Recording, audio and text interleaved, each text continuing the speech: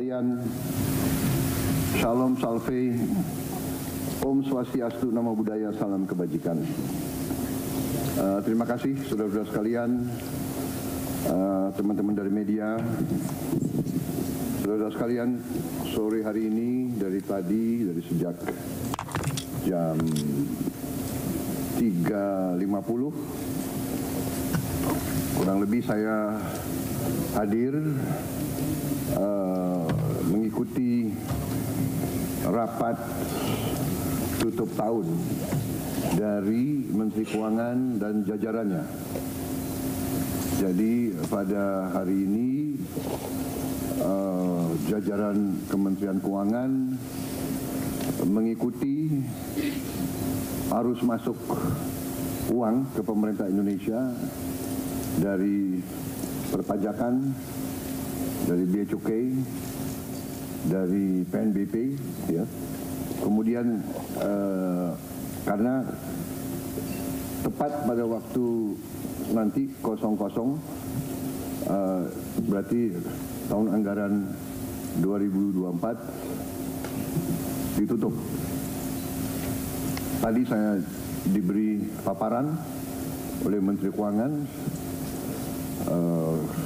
pelaksanaan dari APBN 2024 dan alhamdulillah di tengah tantangan global yang penuh ketidakpastian, penuh ketegangan, penuh penekanan terhadap perekonomian dunia seluruhnya yang mempengaruhi harga-harga komoditas, yang ujungnya mempengaruhi penerimaan kita, juga mempengaruhi harga-harga minyak dan gas. Ternyata kita masih bisa mengelola keuangan negara dengan prudent, dengan bijak, dengan hati-hati, dan kita masih mampu untuk mengendalikan defisit kita dalam koridor yang masih cukup hati-hati dan cukup mampu kita kelola. Dalam hal ini juga saya kira ada baiknya juga saya menyampaikan beberapa hal tentang kenaikan tarif pajak pertambahan nilai PPN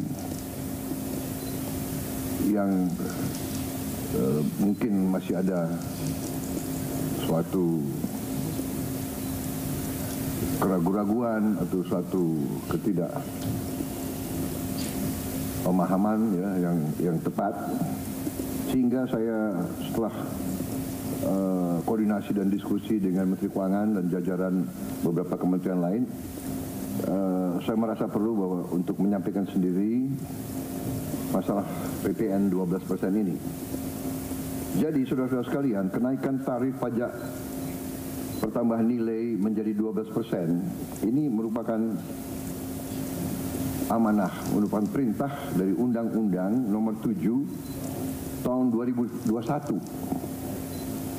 tentang harmonisasi peraturan perpajakan. Jadi, sesuai kesepakatan pemerintah Republik Indonesia dengan DPR tahun 2021, kenaikan tarif dilakukan secara bertahap dari 10% menjadi 11% mulai 1 April 2022. Ini sudah dilaksanakan. Dan kemudian perintah undang-undang dari 11% menjadi 12% pada 1 Januari 2025 besok. Kenaikan secara bertahap ini dimaksud agar tidak memberi dampak yang signifikan terhadap daya beli masyarakat, terhadap inflasi, dan terhadap pertumbuhan ekonomi. Saudara-saudara, sudah merupakan sikap pemerintah yang saya pimpin, juga saya yakin juga pemerintah pendahulu saya, bahwa setiap kebijakan perpajakan harus selalu mengutamakan kepentingan rakyat secara keseluruhan, perlindungan daya beli rakyat, serta mendorong pemerataan ekonomi. Komitmen kita adalah selalu berpihak kepada rakyat banyak, berpihak kepada kepentingan nasional, dan berjuang dan bekerja untuk kesejahteraan rakyat. Karena itu, seperti yang sudah saya sampaikan sebelumnya dan telah berkoordinasi dengan DPR RI, hari ini pemerintah memutuskan bahwa kenaikan tarif PPN dari 11% menjadi 12% hanya dikenakan terhadap barang dan jasa mewah.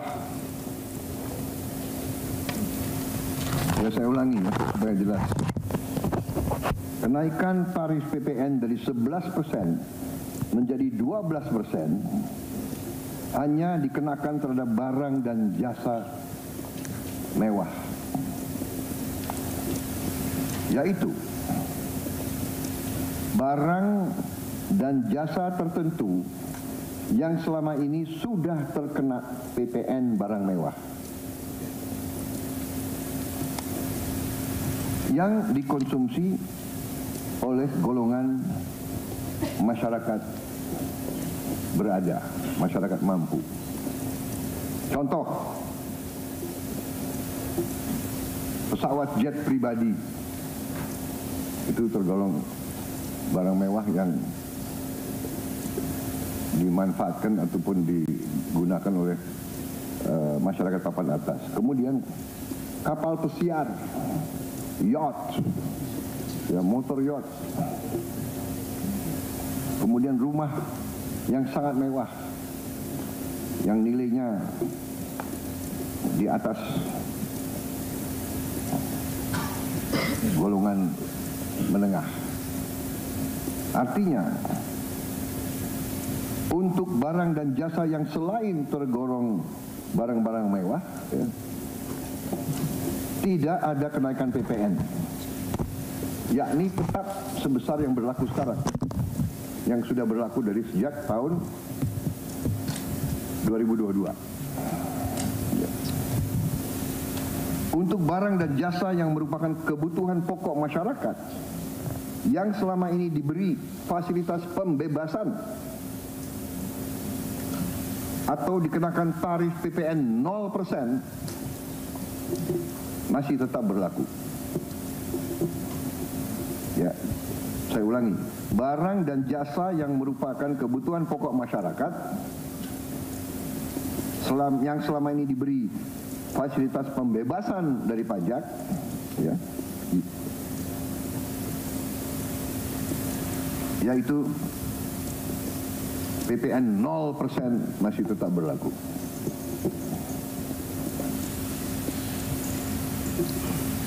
Pemerintah telah berkomitmen memberi paket stimulus. Ya.